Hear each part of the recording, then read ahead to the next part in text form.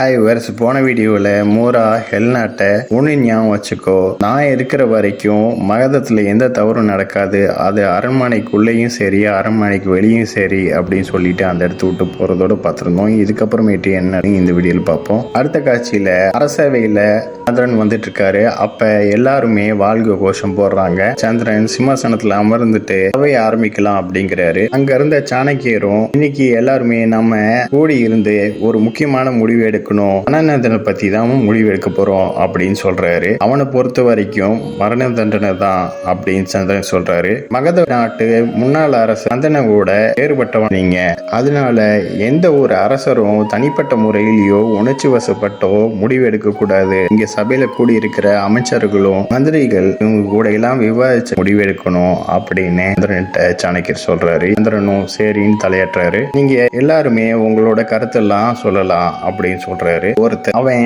அரசனா அறிவிக்கப்பட்டானாமா, அவன் பேர்ல முத்திரையும் வந்துருச்சாமா, இப்படிப்பட்டவன் கடுமையா தான் தண்டிக்கணும் அப்படிங்கிறாரு. இன்னொருத்தரும் அவர் சொல்றத நானும் ஏத்துக்கிறேன், ஆனா தனநந்தனுக்கு மரண தண்டனை வேண்டாம், ஆயுள் தண்டனை தான் வேணும் அப்படிங்கிறாரு. இதை கேட்டு எல்லாருமே ஆமா, அவனுக்கு ஆயுள் தண்டனை தான் கொடுக்கணும், மரண தண்டனை கொடுக்க கூடாது, அவன் வாழ்நாள்ல சிறையிலே இருக்கணும் அப்படின்னு சொல்றாங்க. சாணக்கியரும் சந்திரனை பாக்குறாரு. என்னோட அபிப்பிராயமும் இதுதான், அவனை இப்போதைக்கு கைதியாவே சிறைச்சாலையில அடைக்கிறது தான் சரி. ஏன்னா எதிர்காலத்துல அவனோட ஆதரவாளர்கள் நம்மளை தாக்க முயற்சி பண்ணா அவனை நம்ம பயன்படுத்தி கொள்ளலாம். இதுக்கப்புறம் உங்களோட முடிவு தான் எங்களோட முடிவு அப்படின்னு சாணக்கியர் சொல்லிட்டு தனநந்தனை இழுத்துட்டு வர சொல்றாரு. காவலர்களும் தனநந்தனை அந்த இடத்துக்கு இழுத்துட்டு வராங்க. தனநந்தன் அந்த இடத்துக்கு வந்தோடனே உங்க முடிவுக்காக நாங்க காத்துட்டு இருக்கோம் அரசை அப்படின்னு சாணக்கியர் சொல்றாரு. சந்திரனும் நீங்க சொல்றது எல்லாத்தையும் கேட்டு நான் ஒரு முடிவுக்கு வந்திருக்கேன், தனநந்தனுக்கு ஆயுள் தண்டனை கொடுக்கலான்னு அப்படிங்கிற மாதிரி சொல்ல வராரு.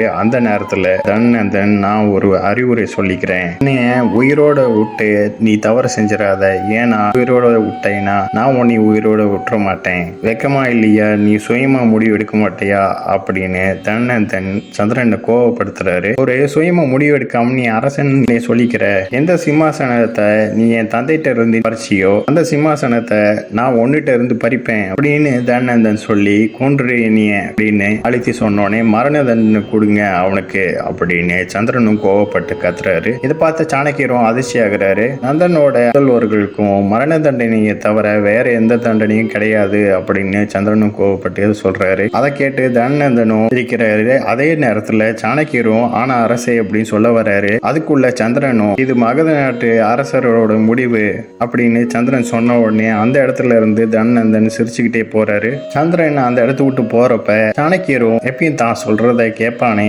அப்படிங்கிற மாதிரி வருத்தப்பட்டு சந்திரனை பாக்குறாரு. அடுத்த காட்சியில ஹெல்னாவை காட்டுறாங்க. அவங்க வேகமா குளியல் அறைக்கு போறாங்க. அந்த நேரத்துல அங்க இருக்கிற காவலர்கள் மன்னிக்கணும், நீங்க இப்ப இதுக்குள்ள போக கூடாது அப்படிங்கிறாங்க.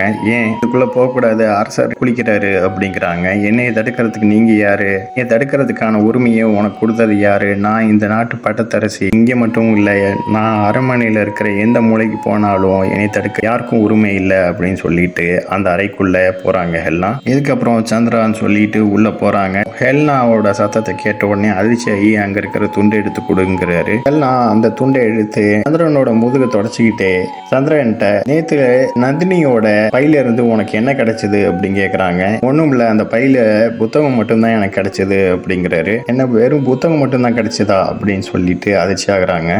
அவ புத்தகங்களை மறைச்சு வச்சா அப்படின்னு கேட்ட உடனே எனக்கும் அதுதான் ஆச்சரியமா இருக்கு, ஆனா அதுல வெறும் புத்தகம் தான் இருந்தது அப்படின்னு சந்திரன் சொன்ன உடனே என்னால் நம்ப முடியல, இதை பத்தி நம்ம அப்புறமேட்டு பேசிக்கலாம், நீ எதுக்கு இங்க தனிமையில குளிச்சிட்டு இருக்க அப்படின்னு கேக்குறாங்க. நான் ஒரு சாதாரண மனிதன், அதனால சாதாரண மனுஷன் மாதிரியே நான் குளிக்க விரும்புறேன், ஒரு அரசனை போலயே குளிக்க விரும்பல அப்படிங்கிறாரு சந்திரன். ஆனா நீ இப்ப நம்பிதான் ஆகணும், ஏன்னா நீ இப்போ ஒரு அரசன் அப்படின்னு சொல்லிட்டு போக பாக்குறாங்க. அந்த நேரத்துல சந்திரா மேல விழுந்துடுறாங்க. சந்திராவும் ஹெல்னாவை கீழே விழுகாம பிடிச்சுக்கிறாரு. இதோட இந்த எபிசோட் முடியுது. நெக்ஸ்ட் எபிசோட் பார்க்கலாம். இந்த சேனல் சப்ஸ்கிரைப் பண்ணுங்க அண்ட் பெல் பட்டனை பிரஸ் பண்ணுங்க, லைக் பண்ணுங்க, ஷேர் பண்ணுங்க. தேங்க்யூ.